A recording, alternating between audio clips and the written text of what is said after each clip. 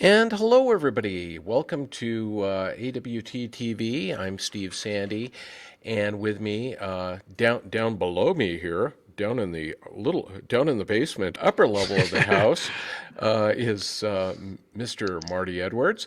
We Hello. want to welcome everybody. And hello, everybody. Welcome Whoops. to And I AWT better turn TV. off I'm the Steve sound Sandy. On this thing, no video here yet, says Paul Gans. Well, it'll start up momentarily. The funny thing.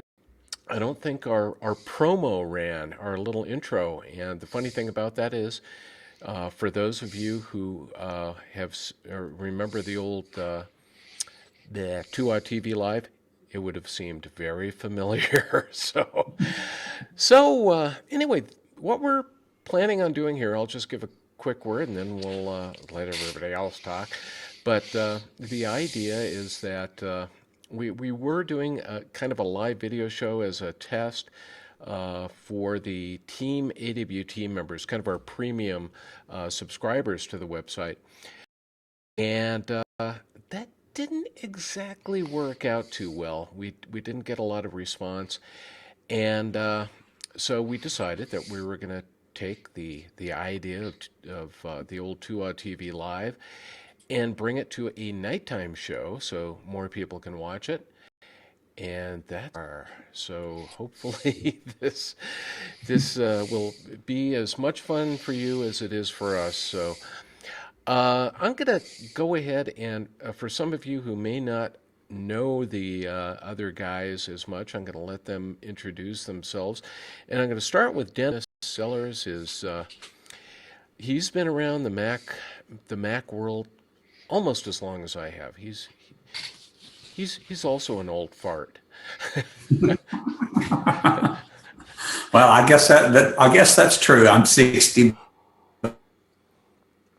I have been doing the journalism thing for a long time. In fact, and I'm not sure, depending on how old you are or not, I don't know how much of this you remember, but I actually go back to the days of Mac Central, one of the early websites started by the late Stan Flack, and I started working for them time, and as the website popularity and advertising dollars came in, then I eventually ended up full time working for Stan and the gang, and had a great time doing it. And that was, wow, I guess it close to 30 years ago, and I've been doing my Mac journalism ever since. Having a great time here at Apple World today with Steve and Marty. Excellent. Yeah, and by the way, if you're watching this on YouTube, you do have a live chat window that shows up, so you can go out there and make snarky comments. Paul Gans said, "Be nice to your elders," when I called you an old fart. So Paul's older than the rest of us. So I may have to wear. He gave me a hat back in the days when we were doing 2 TV Live. Paul's and as he refers to himself as ex-Fed, ex-FBI guy. So I have an FBI hat or two that he gave me, and I'm definitely going to have to wear those on future shows. Our newer member is Marty Edwards, and Marty is relatively new to the Mac world, the Apple world, but he is absolutely hooked. Well, that's probably the best way of putting it. And Marty, why don't you tell everybody what you're doing? Well, hey, everybody, and welcome to our new show. Well, I am relatively new to the Apple world. I think about my first, 2011, I got an iPad. So I never had anything Apple. I think my wife may have had an iPod before. She has one of the original, was it 160 gig with the actual hard drive in it? Still got it. Matter of fact, the box is right here. Yep. Yeah. And so I'm old. Yeah, I'm old as far as computer stuff is concerned. I got my first computer in '82, right after graduating from college. So that puts me a little younger than Dennis and Steve. So I'm the young kid on the block, but there's not many times I get to use the word younger. Yeah, I tell PC's you. early in '82 and was always in the PC world. Yeah. So got into the Apple stuff. Now we're all Apple. So Apple here, and just this week, my wife acquired a MacBook Pro. That's the box there. and so we're all Apple, and enough to be able to write a blog a little bit. So, honored to It's be good to here. have you here. Thank you. Yeah, we are glad to have you here. And I tell you, it's been fun when we've used to do the Team AWT regular podcast.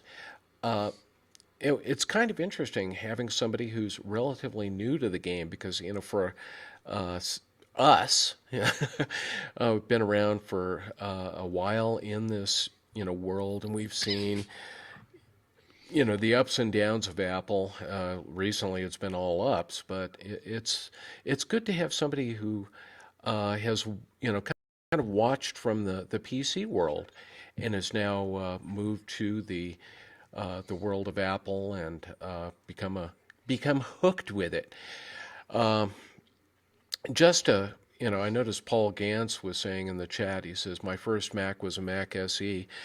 Uh, I'll I'll mention what my first Mac was. It was a Mac 512 that later got enhanced to a Mac 512K enhanced, and that was purchased in December of 1984. Uh, and Dennis, what was your first Mac? Says I It can't wasn't remember. that early a one. I first got introduced to the Mac platform when I was in my school teacher days, and I was put in charge of the middle school yearbook at the school I was teaching at the time, and I was introduced to the Mac. So I'm going to have to. I've had so many over the years. So I'm going to have to do a little thought and give it a little thought and figure out exactly what my first Mac model was. Off the top of my head, I can't remember, but I mean I've had Mac laptops with the Duo docks, Apple Vision, the Macs with Apple Vision, the Apple Vision speakers and display on it. And before I was a Mac person, I had an Atari computer. I think you guys had Commodores, but I had an Atari computer, which I also had a graphical user interface. It was hard to come over to the Mac side of things. And once I did, I guess I'm like you and Marty. I never looked back. Well, and now we get to ask Marty what his first Mac was, and what was that, or do you still have it? Well, I tell you, I'm using my first Mac right now, and I'm getting some feedback. Texts on the show said the lighting looks great, and so I'm getting fans. No, I wouldn't go that far. People, curiosity is what it is. But my first Mac is the one I'm broadcasting on. In 2015, I was asked to write for another Mac site, and I didn't have a Mac. I was winging it. And so I had to purchase one. I thought, well, I hope I like the Mac world. I had iPhone and everything. So I got a Mac Mini, but I got the middle of the road one, and I loved it. Now, 2 monitors, I love it. And like it's, so that's what I'm using now. My very first was the 8 gig, sorry. I came from the world of a 20 meg hard drive. That was my first hard drive. But that's what I'm using. And so to show you how recent, just 9 MacBook Pro. That's the 2015. That's my wife's. And as soon as the iMacs come out, I think that's what we're going to do. We're waiting because I'd like to have an update. And so, but I'm using my first Mac, but in a way that's really good because you all, now I came from the PC world, I had to do dip switches and like programming, but I stepped into Macs when they truly just worked, no problem whatsoever.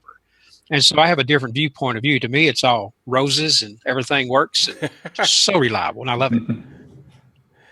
Yeah, I was noticing out there. I was asking, said, "What was your first Mac?" And he says he thinks it was one of the first Intel MacBooks. And oddly enough, there's a guy and his brother in Golden, Colorado, not that far away from here, who contacted me. Dwight and Frank Shee, I think is the way you pronounce their last name.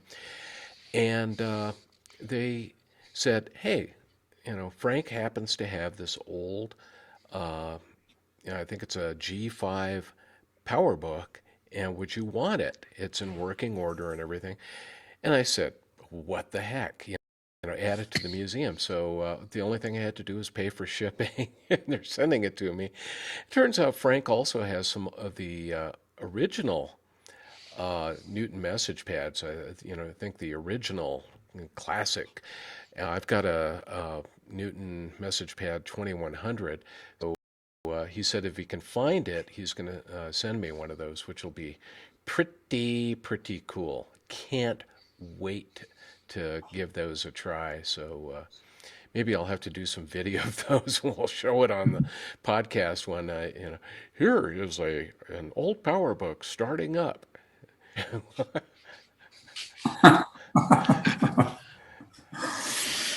Well, guys. I had the Newton too, and then I had the what was it, the message pad, sort of their Newton with a built-in keyboard on it. So they were pretty handy. I know they were sort of ahead of their time as voice recognition and not voice, the stylus or the handwriting input. But I would use mine. I would back then I was in my reporter days. I would carry them to like city council meetings, and I would take notes on them with the built-in keypad on the eMate. So that was pretty handy for me.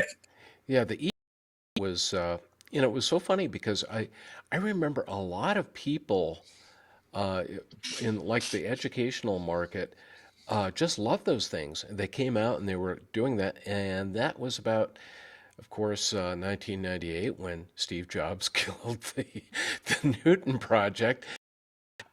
I was not a happy person. We were actually, believe it or not, you may find this odd, but I was actually on a cruise, and back in those days there was no shipboard internet, so the only way you could really find out what was happening in the world is you would get these daily printed newsletters that they'd slide under the door, right? And I opened this thing up, and it says Apple, recently returned to Apple CEO Steve Jobs has killed the Apple Newton, and I was really upset. I was actually a Newton developer for a while, so that was didn't make any money doing it, but that was kind of a fun bit of history. Excuse me. Yeah. I don't think in the tech journalist business there could be a company that's been more interesting to cover over the years than Apple, from its beginnings to the pre-Steve Jobs days when everybody said that Apple was doomed. Well, not everybody, but most people thought Apple was doomed. And now, several years later, it's, one of the biggest companies, maybe the biggest company in the world. So it's always interesting doing what we do. Well, I wrote an article the other day for Apple World Today that I feel that Apple, I love what they do, but I really am hoping they'll make a stronger push into the PC market. The young people today, and they're going to be the PC purchasers of tomorrow. If you got them hooked on their iPhones, iPods today, there's a good chance they'll get a Mac tomorrow if they want a computer. And of course, I want something a little bit more powerful. I like a desktop computer. I need more than a laptop, a lot of the things I want to do. Yeah, and I'm probably going to make myself real unpopular, but I'm probably, unless they come out with a new iPad Pro that's really, really got some great features, I may be going back to a MacBook as a portable machine because I don't know. Occasionally I will find that I'm not able to do some of the things that I really need to. So, oh well. Well, I haven't been in the ecosystem that long, but there's things I need to do on the Mac that I cannot do on the iPad. I run stream I'm doing and can't do things like that on iOS because it's so heavily protected. And I do a little bit of gaming for everyone out there. Our first broadcast, the only game I play is World of Warcraft, and it can be played on the Mac. And it looks so good on my wife's MacBook. I've got to have a new Mac soon, or we do here somewhere. I'm not a big time gamer, but the Mac world suits me just fine. I think as I get older, I've gotten to the point I truly this work. I love the way Time Machine backs up. I've done a couple restores just to test. It puts it back just the way it was, just like the phone does, and never had anything like that in the Windows world. Well, now I'm like Steve. I've got an iPad Pro, one of the 12.9-inch ones, but I guess it's almost a cliche, but for content consumption than I do creation. I love to read ebooks on it. I read news on it, check my email a little bit after I shut down my official work for the day. But when it comes to, writing articles where I need lots of different apps open and everything and posting articles on Apple, it's just, it's possible to do it on the iPad Pro, but it's just so much easier to do it on a Mac. And I think all three of us are really interested to see if and when Apple's going to release a new iMac, because I think the iMac with the 5K display is my favorite Mac of all time. Yeah, those drone videos that we keep getting. You watch some of those that have been filmed with like a DJI Phantom 4 in 4K video, and you almost feel like you're flying over the Apple Park campus, because it's so clear, so crisp and clean on this 5K display. Just incredible. It just occurred to me too. I was looking at my screen here. Sorry for the aside, but it just occurred to me that Night Shift is working on here, because I was just looking at my menu bar at the top of the screen. It's got a slight orange cast to it, and I set that up just after I did the 10.3 install, or 10.12.4 install today of Mac OS, and it's working. Very cool. Hey, you want to talk about the updates, by the way, since that happened today? Sure. Well, since you mentioned Night Shift, one thing when I was trying to at the new features update, I was like, okay, now how do you implement Night Shift? So for those of you who are wondering the same thing, if you go to System Preferences under the Displays menu, that's where you'll find the Night Shift features, and you can turn it on or turn it off. You can custom only run the night shift mode for certain hours, or you can choose to have night shift, turn on from sundown to sunrise. So if you're looking for it, look under the display section. That's where you'll find the night shift commands. Yeah, I like the sunset to sunrise setting. I've got that on my Macs and iPhone, and it works. I used to have a lot more trouble falling asleep. And I think it was because I'm one of those people that always seems to be looking at a screen, whether it's an iPad, my iPad Pro, or iPhone, or the Mac. And, since Night Shift came along, I really haven't noticed that problem. So Apple, did look at the research that was going on out there, and I got to believe it's working. I wouldn't say it, but I have no problems falling asleep now. Maybe it's just because I'm older. I don't know. That's it.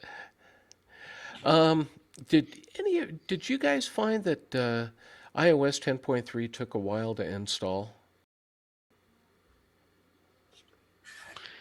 Yeah, it didn't take us. I'd read some things before I installed it about that it would probably take a long time. I didn't actually time it, but it did take longer to download and install than previous iOS updates. But I guess it didn't take as long as I was perhaps anticipating after the things I read that it had such slow download times. But it is slower, but it wasn't like it wasn't like it didn't take an hour or anything like that. Maybe 15 minutes or something like that, which might be a little bit longer than usual. But I did it on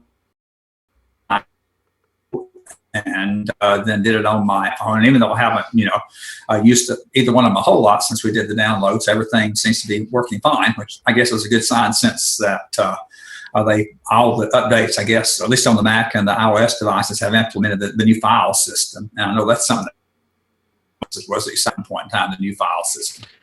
Yeah, I was really eager to get 10.3, and it did take a little while to install, but I actually made sure I measured exactly how much space I had before and after. I didn't shred it. I took a screenshot Smart man.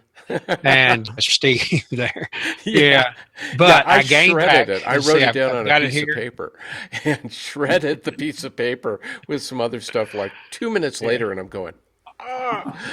But I think I gained about 3 gigabytes on a 128 gig device that had maybe 35 gigs available, and it went to 38. Well, here's how much I gained back. I don't know if you can see it or not. That's how many gigabytes I gained on the phone. 10.46. Not bad. Yeah. That's this is iPhone 7 Plus 256 Jet Black. But anyway, uh, before and after was 10, a little over 10 gigs. So it was certainly significant.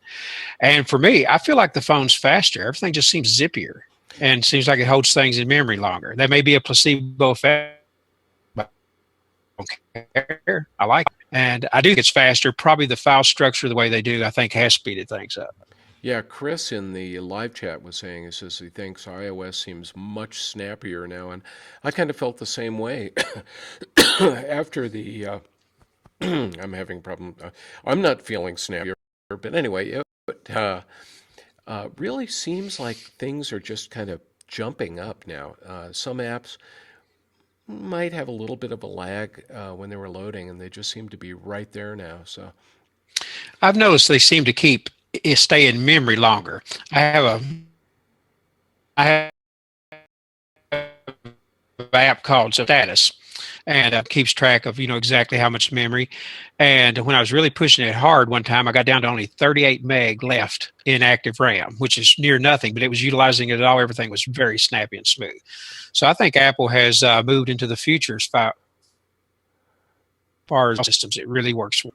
It'll be interesting to see if it makes the Mac OS run faster too. If that's the experience on iOS devices, we'll see if it speeds up the Mac any. And I wish, now that you guys have said this, now I wish I had made a note on my Mac to see if there were any, what kind of games there was. And then the speed thing, I guess that's just a sort of a gut thing or instinctual thing, whether it's, as you say, a placebo effect or whether it really is. I'll be interested to see if, in my mind, my Mac is running faster now that I've got the new file system and the latest version of Sierra on it. It must be a placebo effect because Sierra did not get Apple file system, just iOS and tvOS. Oh, okay. I think. Yeah. That is correct. It's not on Mac yet. Yeah, I think it's going to my guess is it'll probably come with whatever it's going to be called 10.13. That's probably true. And I'm really hoping, because I have read that they're working on the file system so much that their goal is to make sure you never see the spinning beach ball again. Oh, wouldn't that be nice? Well, one thing I'm really looking forward to when we do get Apple file system on the Mac is, I have a funny feeling that Time Machine's going to really seem different, and the reason being that the operating system can do these snapshots, and I mean, it sounds like it's basically instantaneous. There's not the misses and then store that out on the backup drive. Sounds like it's going to be much, much, much faster. So it's going to be incredible. Chris says, from a Linux perspective, he says, I like HFS, which Apple file system is based on. So it should make moving files around much faster, plus reduce the growth rate of file sizes. And that, everything is going to help a lot. I can't wait, man. Well, I'm glad you said that, because as soon as I rebooted, I checked to see how much, but I checked and it kept growing how much space that I had until I got up to 10 gig extra. So I know it has dynamic storage of, it can grow and shrink better. And so I saw my space actually grow until I was back to about gig. So it's really fun. I'm sure we'll be hearing a whole lot more of it at the Worldwide Developer Conference in June. I imagine that'll be a big focus of, particularly for the Mac OS tracks. There's some things that are just hard to write about, but it just feels snappier. I know that's not scientific, but it really as I can, opening every thing I can and just seeing what happens. Can't bring it down. Well, don't say that. We've learned if it can be done, we'll do it here. So Yeah, you just never, ever, ever want to say, "Hey, it's working really well," because I don't know if you guys are familiar with Day One, but it's kind of like almost a diary app, and I've been writing in it for I don't know 5 or 6 years, however long it's been out. And the cool thing is that every day in the iOS version of it, it'll show you. It says, well, you have five articles that you've written on this particular day. Do you want to look at them? And you can go back and kind of see what you were writing about. And sure enough, I was looking at some other system update that happened, about this time. I don't know, it was like 3 years ago. And sure enough, guess what happened? My machine like totally borked, and I had to go in and reinstall the operating system, which was not a good thing. So, whenever you have something like an update like this that's just smooth, running beautifully, I love the fact that they're doing so much work nowadays, beta testing with a large group of people. It's really helping out with the quality of the applications and the operating system.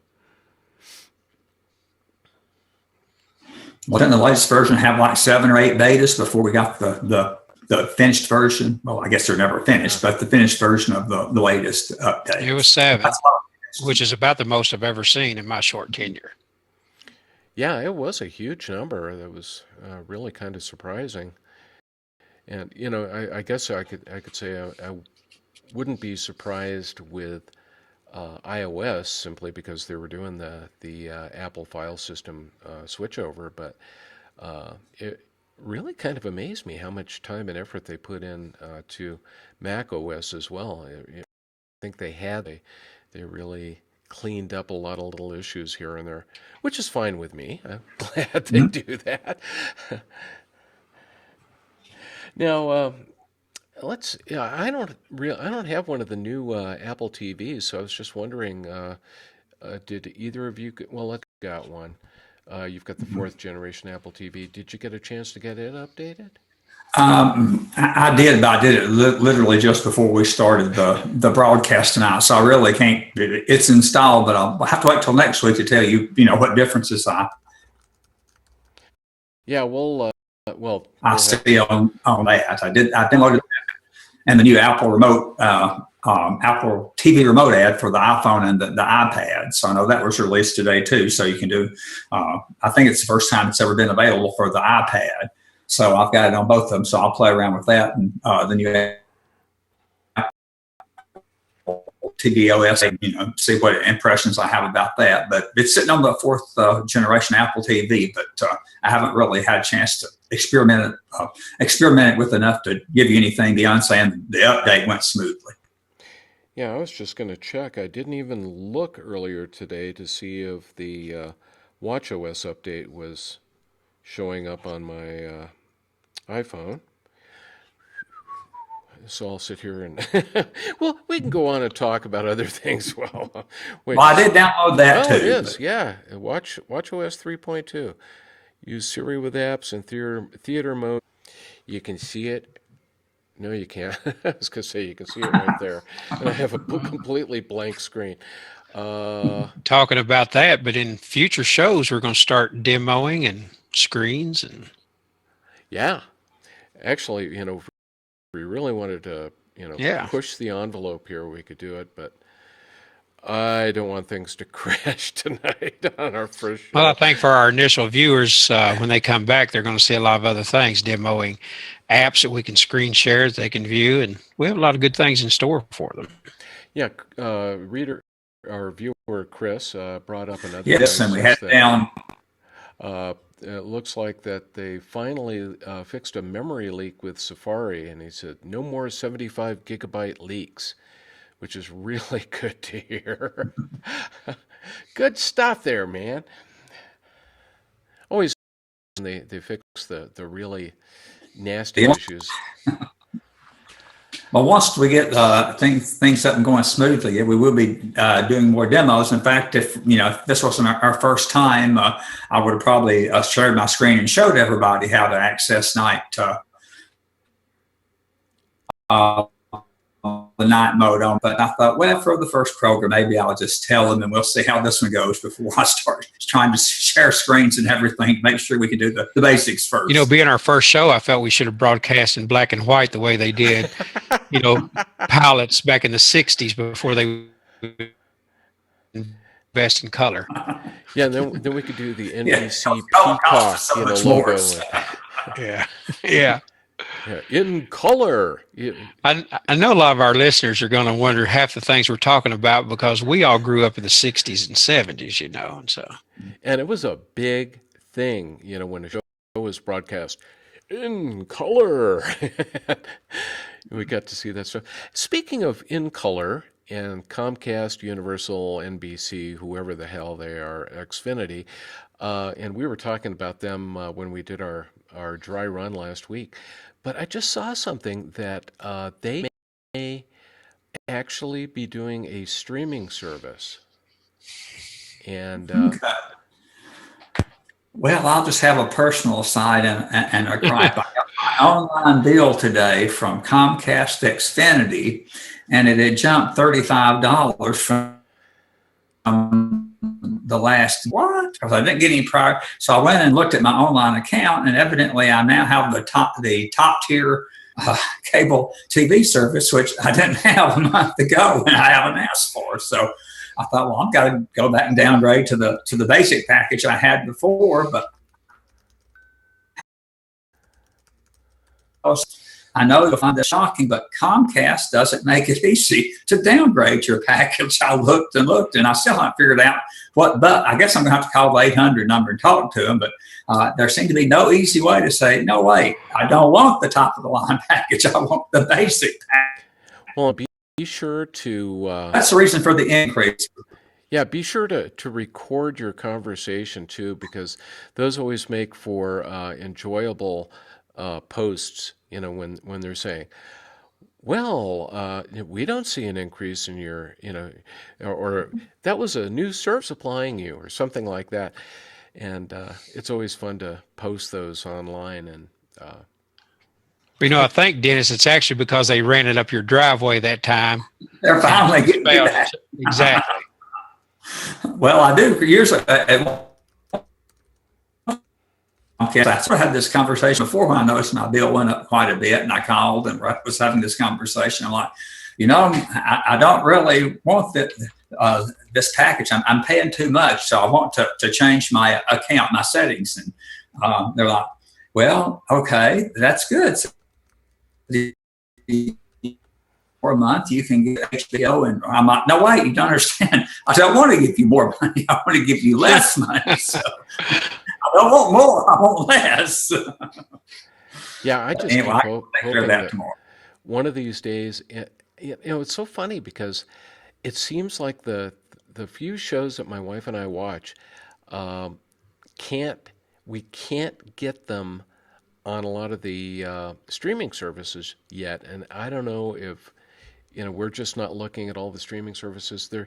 What was the name of that one website or one service? I think it was one of you two wrote a post about it. Is it streaming yet or something like that? But anyway, I don't think it was me. But you put the name of the TV show or movie in there, and it tells you where it's streaming. Oh, can I stream it? Can I stream it? I tried in there, and it was funny because guess what it came up with for streaming service? Comcast. So not working too good there. The one thing I have to, as much as we gripe about Comcast, and I love to gripe about them because they're ridiculously expensive, but the one thing I really was impressed with is their new Comcast Stream app. Mm-hmm. Last night I was playing with it, and we were watching something on TV, and had it on my iPhone. There's like a 10-second lag behind what was actually coming in on the the box there. But what's cool is you can go in and you can say, "Oh, I really like this show," and you can get a listing of every episode that's going to be shown for like the next 2 weeks. And so if you're Mhm. talking about reruns, you can get a long list of stuff out there. Pretty impressive. Well, like I said, I mean, I don't have, the cable is, their cable internet service is fine. I have no complaints with that. That seems to really work well most of the time. And I mean, the it works with if a tree doesn't fall in line or anything like that out in the neck of the woods where I live. But it's just, like the price increase is just sort of out of the blue, or, like, okay, why is my service suddenly upgraded if I haven't asked for it to be upgraded? It's almost like well, Well, maybe it's because you won't really have this extra $35 a month. you're such a good customer, they decided to upgrade you. Upgraded me to first class and charged me for it. So. Yeah. Yeah, this, like if you're getting on a plane somewhere and they could say, "Oh, we're upgrading you to first class," and then you get the notification on your iPhone that you just got a charge for Yeah. $865. Oh, man. I know one of the things we were going to chat about tonight is kind of some of the favorite apps or other items that have come out over the last week, and I think we'll start with Mr. Marty. Well, this is one of my favorite time of years of the year. I really enjoy Major League Baseball, and the seasons. I'm a traditionalist, so first Monday in April is baseball to me. But so my app of the week would be Major League Baseball. That's probably one of the best done apps that there is. You can do quite a bit with it free, watch play by play graphically, or you can go all the way to the top and pay premium like Dennis does for cable, pay the top tier, and you can watch every game on your phone except the blackout games in your home area. And like the Rockies, you probably couldn't watch if they were home. But I do sort of middle of the road. I pay $20, $19.95 for a whole year. I get to win a day that they pick, but I get the audio of every game. And that's what I really want. I love listening to baseball. Yeah. And so that's really one of the best done apps. It update. You can be watching a game on television, which we don't because we cut cable in 2010, but that's another story. It'll update it almost instantly, the play-by-play graphics, and it's really a good app if you have even a passing interest in baseball. $20 for a whole year of every audio, one game a day to view, and all the stats. Yeah, it's kind of interesting because my wife and I used to literally we'd listen to the radio and score every Rockies game that we attended, and kind of the cool thing about that is it really focuses you on the baseball game. And then we kind of stopped doing that a while back because, and I hate to say this, but the Rockies got a different radio team, and one of the radio announcers, we just cannot stand his voice. And I'm sure there are probably people that can't stand my voice, but man, I tell you, this guy, he talks like this, and and we're at the top of the second inning with no outs, and blah, blah, and it just drives us crazy. So what we decided we're going to do this year to kind of once again rekindle our uh, interest in really focusing on the game is we are going to get the both get subscriptions to Major B or MLB at Bat and listen to the out of town announcers, and that at least we can kind of hear what's going on if we see something and we go, I'm not really sure how to score that. At least we'll be able to hear it from the announcers, and we don't have to listen to Jack Corrigan. There, I said his name, and I cannot stand that guy's voice. Sorry. Well, I've got to mention, I'm glad you said that because that's one of the things I like most about the app. You can listen to either team's announcers, and usually if it's West Coast teams and South, you can listen to it in Spanish or English, but I do choose English. And I love listening to the Giants. He's listening. I sort of doubt it, but I love the voice of John Miller calling for the Giants. And there's nothing I enjoy more since I'm a little bit further east is listening to a late West Coast game, put it on the iPhone, go to bed, just listen to the game, fall asleep, and never hear the rest of it. But $2 a year, I get a lot of use out of it. It's funny you bring that up because that used to be one of the cool things. The local station that carries the Rockies is what they call a blowtorch station, 50,000 watts or whatever, called KOA. And I don't know how many times we've been on driving trips, east or west, and you pull out a radio, or you're in the car, you turn on the car radio, and at night you could hear KOA broadcasts wherever you were, and which was kind of cool. I remember one time we were, I don't know, like in Iowa or someplace like that, and wondering how the Rockies were doing, and we were actually able to pull up. You couldn't hear for long because as a little bit after sunset, the signal ended up disappearing for some reason. But it was very cool to do that. Now we wouldn't want to listen to it because of that one announcer. Oh, Paul Gans says baseball on radio is great for napping. I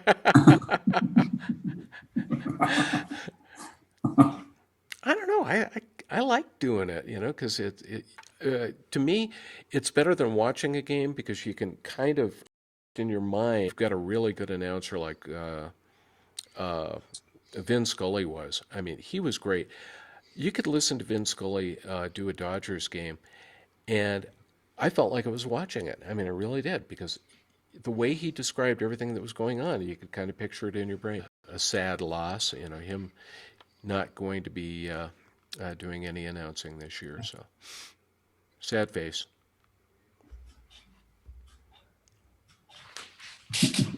Well, how about you, Mr. Sellers? What do you have for an? Well, actually, I can't think of any apps that I had played around with, so I'm going to see how this goes. I'm just going to show you a couple of products that I'm working on reviews for, and they're not completely tested yet, but I'll just see how this goes. But this is made by a company called iClever, and it's a portable charger, which is supposed to be able to, when it's fully charged, jump off a vehicle's battery. Well,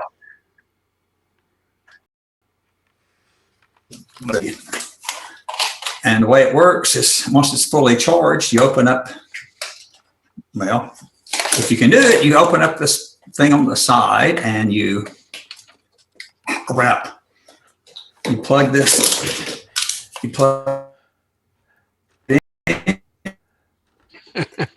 then you put these on your, connect these to your battery post, turn it on. It has a little light that tells you if you have it hooked up correctly or not. In other words, that you don't have the negative cable on the positive post.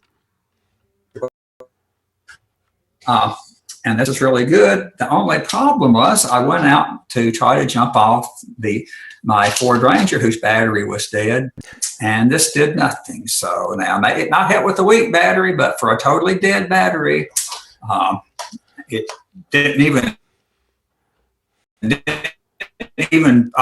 attempt the turnover. So it didn't seem to.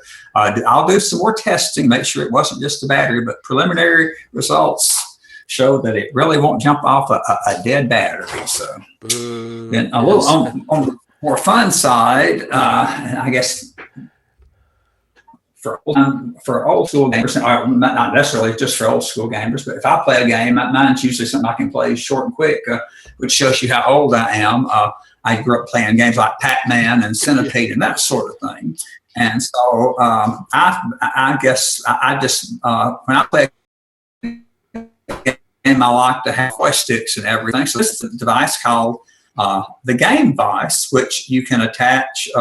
the company sent me one to test with my iPhone 7 Plus, and it worked pretty well, particularly with games built to use with it. Then they surprised. Today I got in the mail. This is the same thing for a 12.9-inch iPad Pro. Now, whether that's going to be too big, I mean, I don't think I'm going to be sitting around holding up playing, but it might work pretty well just sitting in my lap, if I'm, on a plane or something, playing Miss Pac-Man or something like that. But it is a pretty clever device.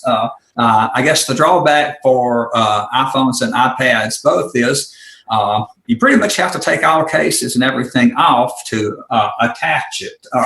You insert it, and it's got this band that runs.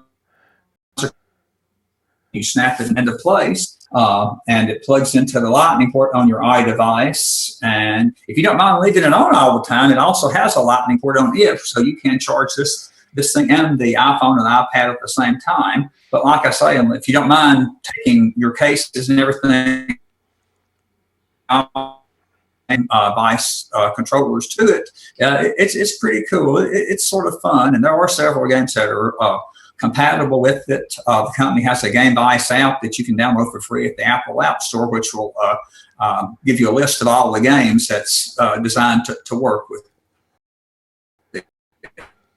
So I have a review coming, but this is something I'm literally playing around with, which seems sort of cool right now. So I think I'm going to enjoy this. Well, so those are 2 reviews you can we'll have finished up and coming sometime in the next week on the website. Well, if you're going to be doing something with iPad Pro and gaming with it, just think of the arm muscles you're going to build up.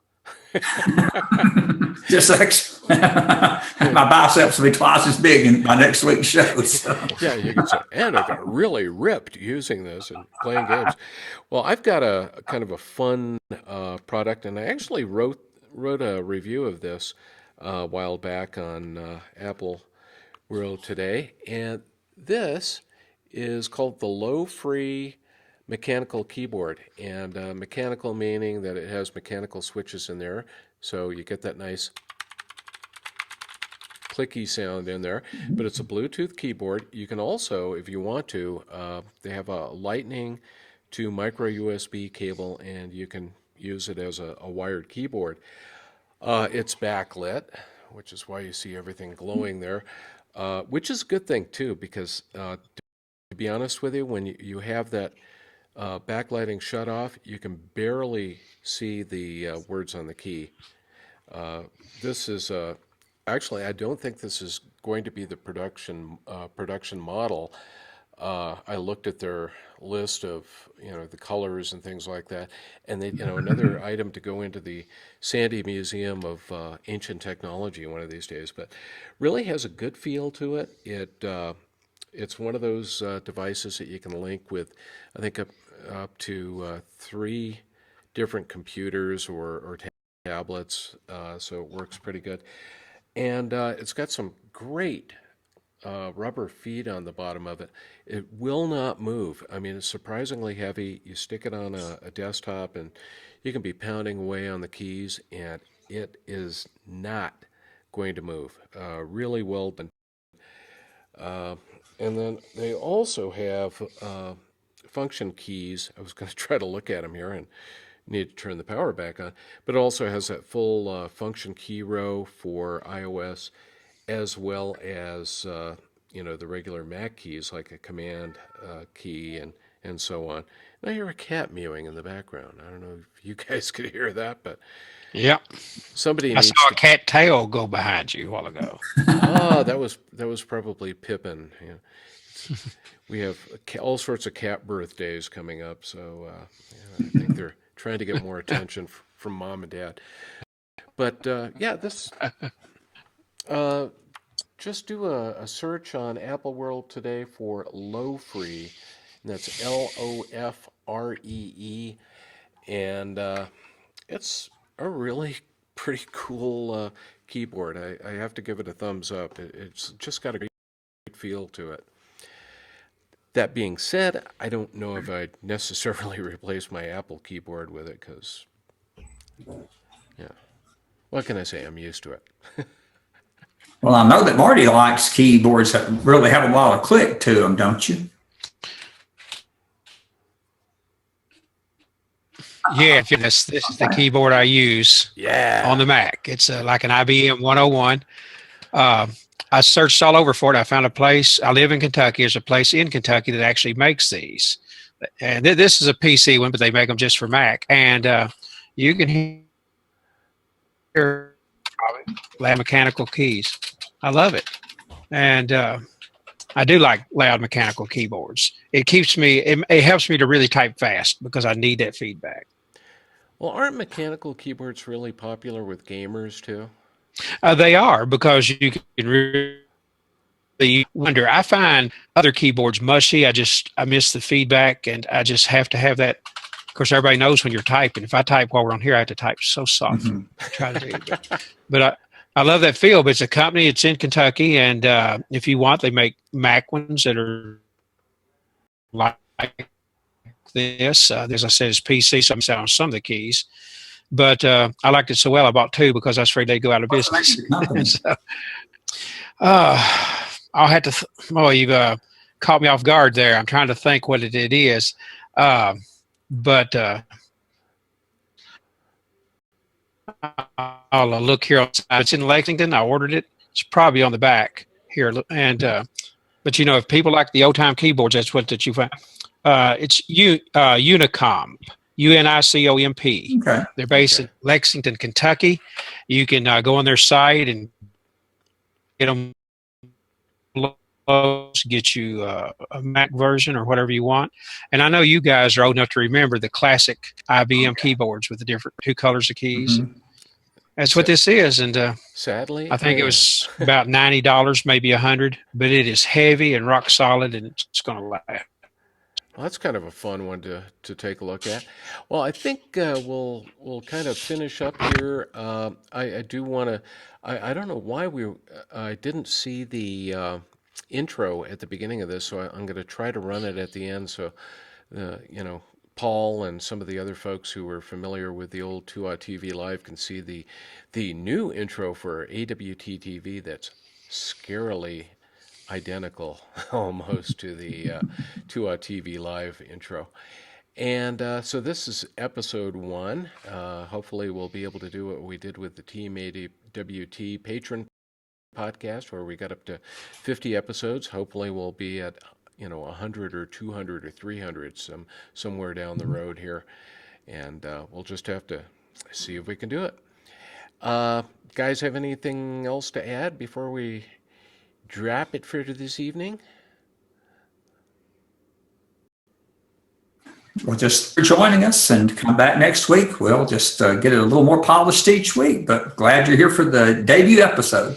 It's sort of like a pilot TV. I'm sure we'll find our character as we go along and what we want to do, but I think you'll find a lot of interesting things. And thanks for joining.